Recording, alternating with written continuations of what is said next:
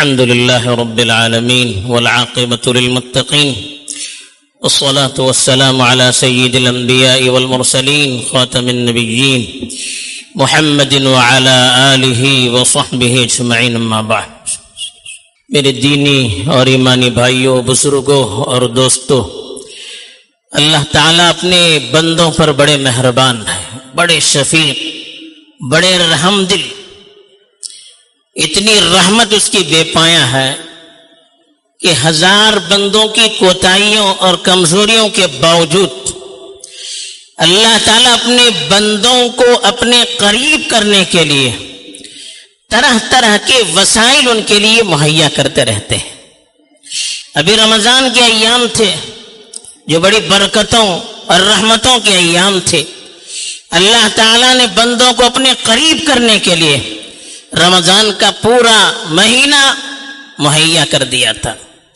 اب رمضان پر کچھ ہی دن گزرے ہیں، اب ایک اور موسم اور ایک مبارک ایام اور قریب آ رہے ہیں۔ یہ اللہ تعالیٰ کی اپنے بندوں سے محبت کی دلیل ہے۔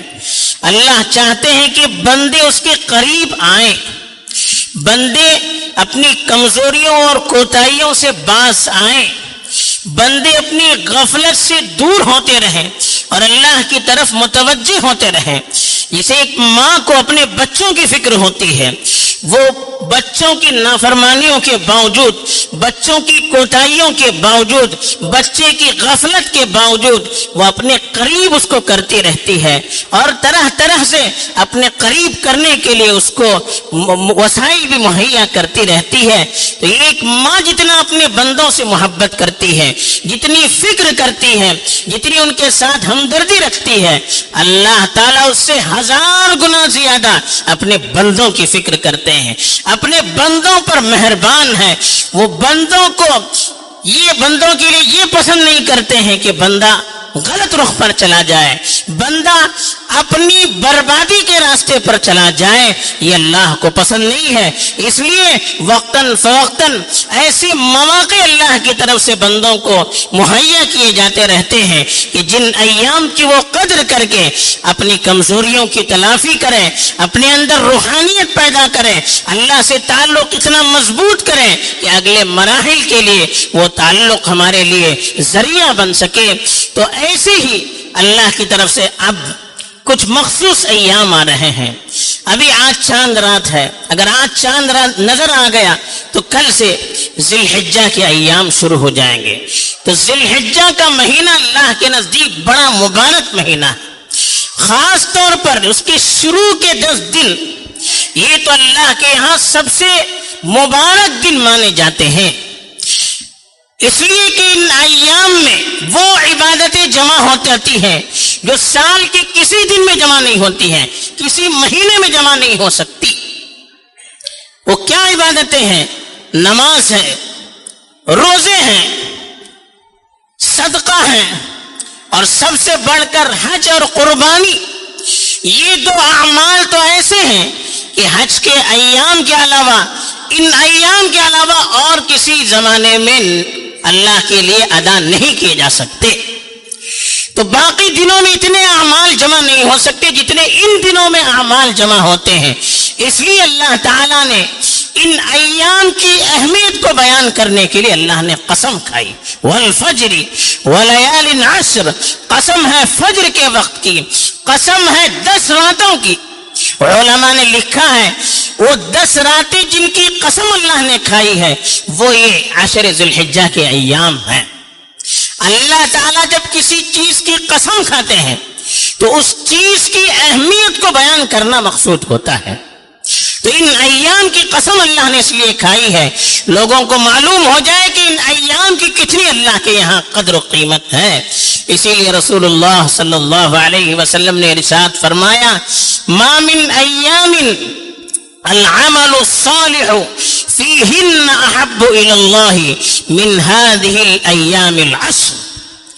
کہا کہ ان 10 دنوں میں عمل صالح اللہ کو جتنے زیادہ پسند ہیں اتنے اور دنوں میں نہیں ہیں۔ یعنی ہر زمانے میں اچھے اعمال بندہ کرتا رہے، یہ اللہ کی طرف سے حکم بھی ہے اور اللہ کو پسند بھی ہے. لیکن ان 10 دنوں میں بندہ جب اچھے اعمال کرتا ہے تو اللہ کو جتنی خوشی ہوتی ہے، جتنا اللہ اس کو پسند کرتے ہیں، اور دنوں میں اتنی خوشی کا اللہ کی طرف اظہار نہیں ہوتا ہے.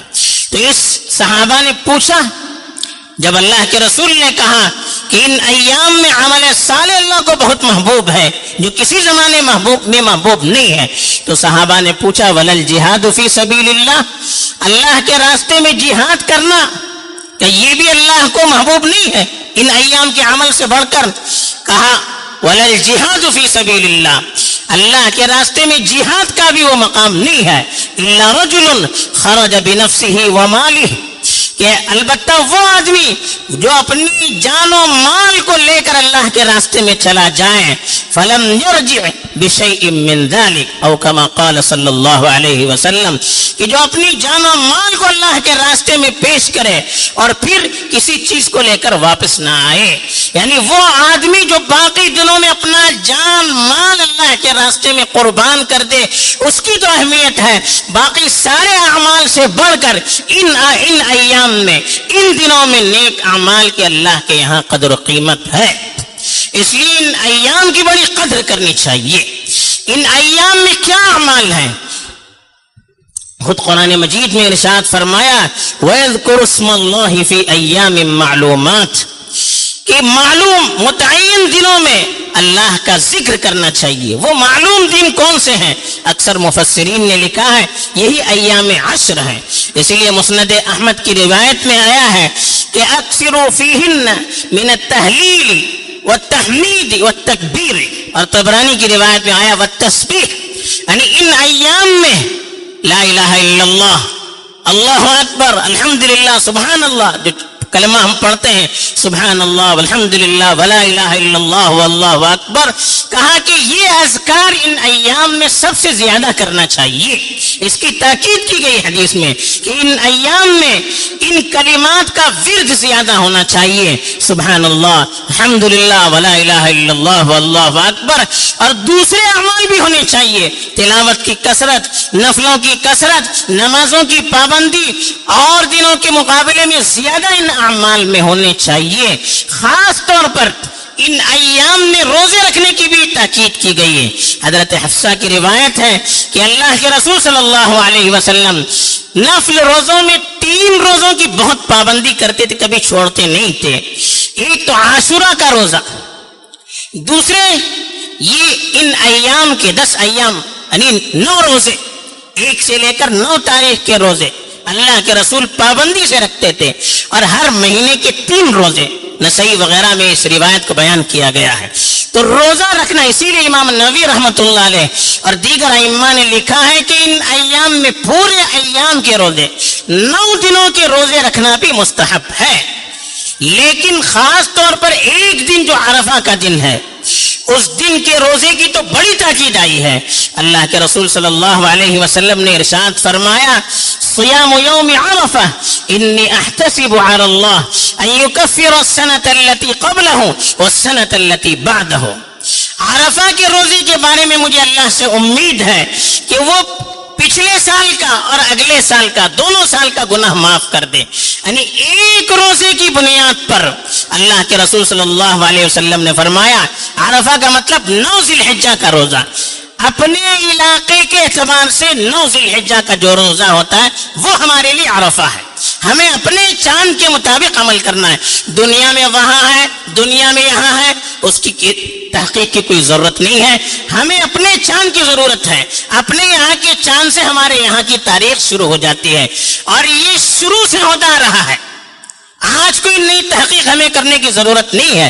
اس پر ہمارے علماء نے اتنا کام کیا ہے، اور سلف صالحین سے لے کر آج تک یہ معمول رہا ہے کہ اپنے علاقے کی تاریخ کا اعتبار کیا جائے، اور اپنے علاقے کی تاریخ کے مطابق رمضان، عید، ساری چیزیں منائی جاتی ہیں. تو عرفہ کا روزہ بھی اپنے علاقے کی تاریخ کے مطابق ہم کو رکھنا چاہیے. تو ہمارے یہاں کی جو 9 تاریخ ہے، اس تاریخ کا روزہ رکھنا، ایک دن کا روزہ 2 سال کے گناہوں کی معافی کا سبب بنتا ہے. کتنی بڑی فضیلت ہے. اور یہ اتنا بڑا مبارک دن ہے کہ اللہ کے رسول صلی اللہ علیہ وسلم نے فرمایا ما من یوم اکثر من ان یعتق اللہ عبدا فیہ من یوم عرفہ. کہا کہ عرفہ کے دن اللہ تعالی جہنم سے جتنے لوگوں کو آزاد کرتے ہیں، من ان یعتق اللہ فیہ من النار کا، جہنم سے عرفہ کے دن جتنے لوگوں کو اللہ تعالیٰ آزاد کرتے ہیں، سال میں کسی دن میں اتنے لوگوں کو آزاد نہیں کرتے ہیں.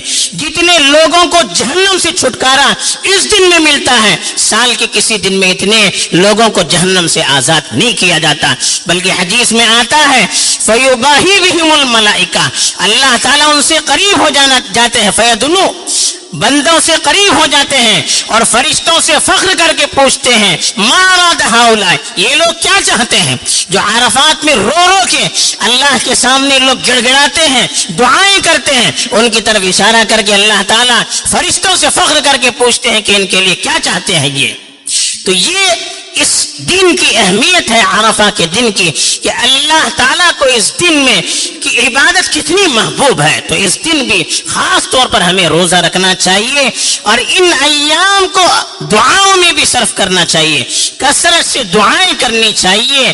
خاص طور پر ان ایام میں سب سے مبارک دن لوگوں نے لکھا ہے یوم النحر، 10 ذی الحجہ کا دن، جو ہمارے یہاں عید کا دن کہلاتا ہے. 3 بڑی بڑی عبادتیں اس میں جمع ہیں. ایک تو یہ عید کا دن ہے، دوسرے حج کا دن ہے. جتنے حج کے اعمال یوم النحر کو 10ویں ذی الحجہ کو ادا کیے جاتے ہیں اور کسی دن حج کے اعمال ادا نہیں کیے جاتے. سارے اعمال تقریباً جو بڑے بڑے اعمال ہیں اسی دن ادا کیے جاتے ہیں. اسی لیے اکثر علماء نے یوم الحج الاکبر اسی کو لکھا ہے. اور یہی دن قربانی کا بھی دن ہے. تو 3 بڑے اعمال اس دن ہوتے ہیں، حج کا دن، عید کا دن اور قربانی کا دن. تو اسی لیے حدیث میں فرمایا ان اعظم الایام عند اللہ یوم النحر، اللہ کے نزدیک سب سے معزز اور سب سے محترم دن یوم النحر ہے، یعنی قربانی کا دن ہے، عید کا دن ہے. تو وہ دن بھی عبادت کا دن ہے، قدردانی کا دن ہے، اللہ کی عبادت میں اور اللہ کی رحمت کو تلاش کرنے میں گزارنے کا دن ہے. تو یہ ایام ہمارے قریب آ رہے ہیں. تو اب ہماری ضرورت بھی ہے اور ہماری قسمت بھی ہے کہ جس نے ان ایام سے فائدہ اٹھایا وہ آگے بڑھ گیا. ابھی ہم پر ہے کہ ہم کس طرح سے ان ایام کی قدر کرتے ہیں. عام دنوں کی طرح سرسری اس کو گزارتے ہیں یا اللہ اور اللہ کے رسول صلی اللہ علیہ وسلم نے جو تاکید اور جو ترغیب ہمارے سامنے پیش کی ہے اس کو سامنے رکھ کر ان ایام کو قیمتی سے قیمتی بنانے کی ہم کوشش کرتے ہیں. یہ ہمارے اوپر اللہ نے چھوڑ دیا ہے، اب ہمیں اپنے مقدر کا فیصلہ کرنا چاہیے. اللہ تعالی ہمیں ان دنوں کی قدر کر کے اچھے اعمال میں ان کو صرف کرنے کی توفیق دے. آمین. وآخر دعوانا الحمد